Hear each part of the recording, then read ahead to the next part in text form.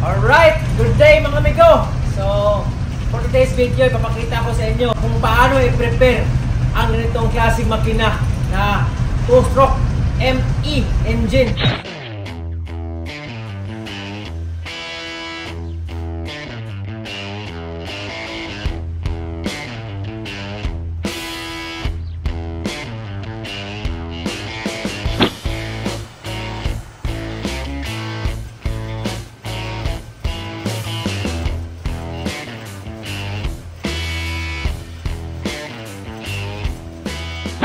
So medyo marami-rami rin ang gagalawin natin dito sa ating MOP dahil ang ating makina is nakakontrol dito sa ating MOP.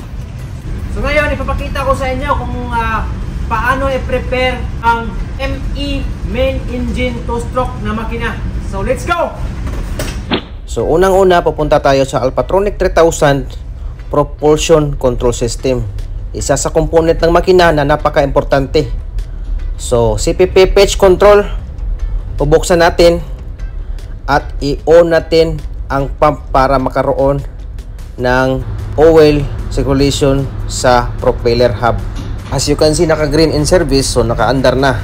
So, ang susunod is pupunta tayo sa HPS Hydraulic Power System para magkaroon naman ng circulation ng ating makina for lubrication ng ating cylinder liner. So for this time, ilagay muna natin sa local para magkaroon ng manual lubrication ng ating makina. So from remote to local, then start the pump for manual lubrication.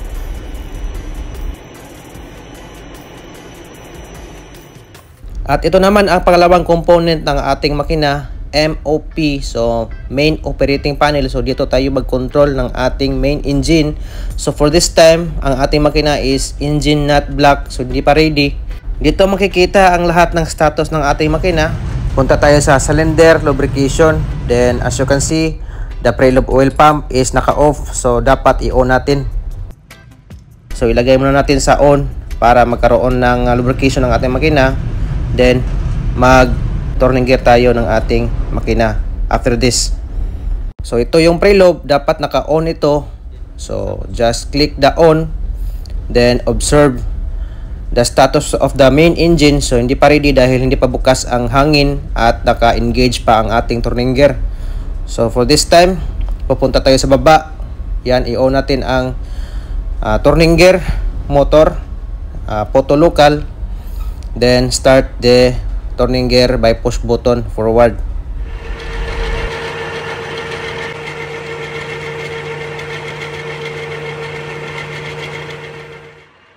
According to manual, so 10 to 15 minutes mag-turning gear tayo ng ating makina.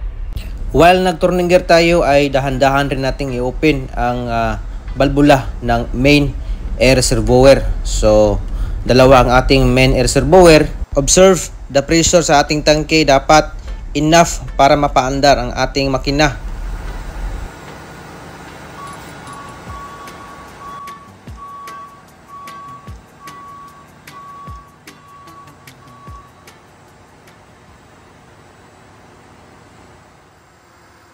Indicator valve should be open while nag-turning gear tayo para hindi magkaroon ng compression pressure sa loob ng compression chamber ng makina.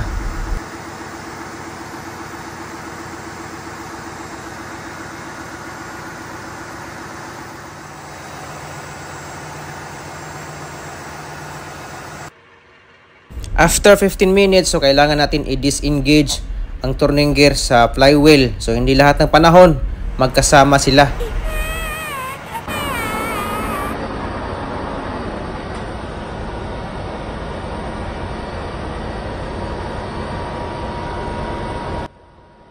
Ito ang proseso. So stop muna ang turning gear, then photo remote, then i-disengage natin ang turning gear.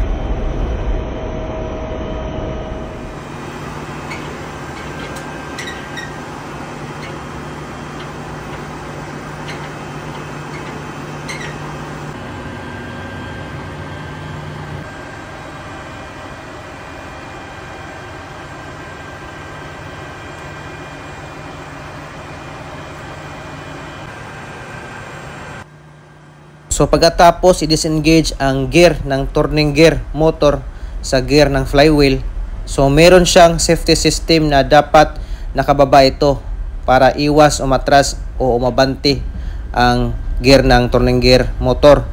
So take note, hindi rin aandar ang ating makina kung hindi ito ibaba.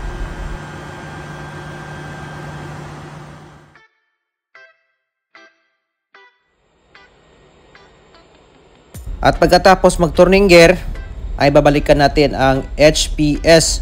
So from local, ilagay natin sa remote para ready na ang ating makina. So observe, naka-remote na siya. So for this time, i-open natin ang ating air distributor ng ating hangin.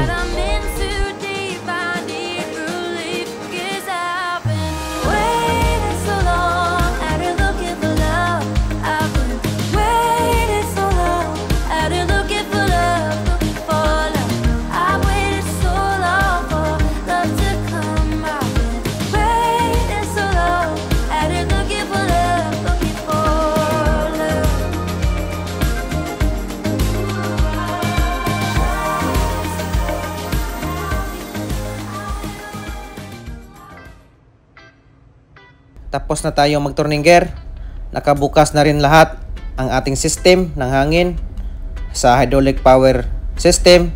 So observe, naka-green lahat ang ating status ng makina. So ibig sabihin, pwede na tayo mag-air blow. So kita nyo naman, naka-green na lahat. Ayan, waiting for further instruction ni Chief Engineer. So dapat naka-slow turn pala before tayo mag-air blow ng ating makina.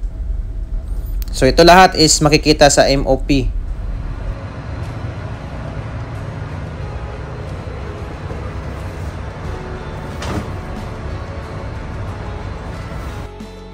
So observe the main pump ng ating makina. So dapat naka-under ito before tayo mag-start.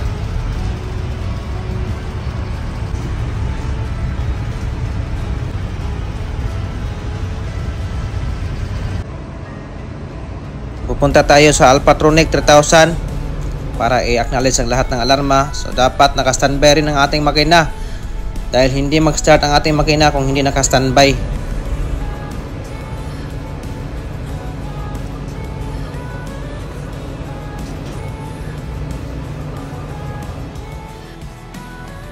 At kung na-acknowledge na ang lahat ng alarma ng ating Alpatronic 3000 propulsion control system, so pwede na tayong mag-air blow ng ating makina.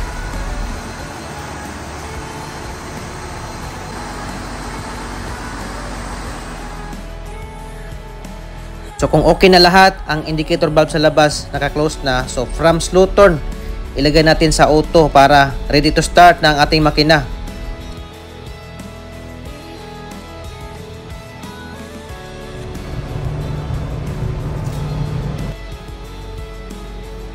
Ang ating makina pala ay constant speed 101.5 RPM. So kailangan natin i-reach ito, ang kanyang RPM. So before tayo maglagay ng constant speed.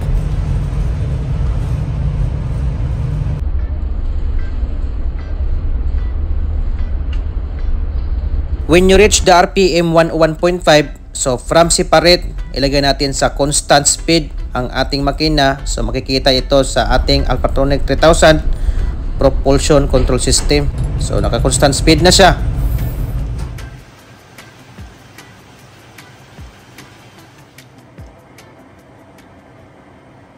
So kung okay na lahat ang ating makina, naka-ready na. So this is the time na ipasa natin sa bridge ang ating control.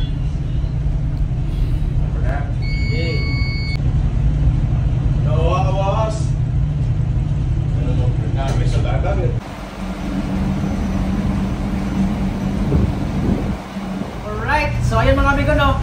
Ganun lang ang proseso kung paano mag-prepare ng ganitong klaseng makina na ME engine two-stroke. So ayun mga amigo, thank you po sa lahat ng mga nanonood. I salute you guys. At more videos upload sa ating pagbabarko. So thank you so much. God, I'm in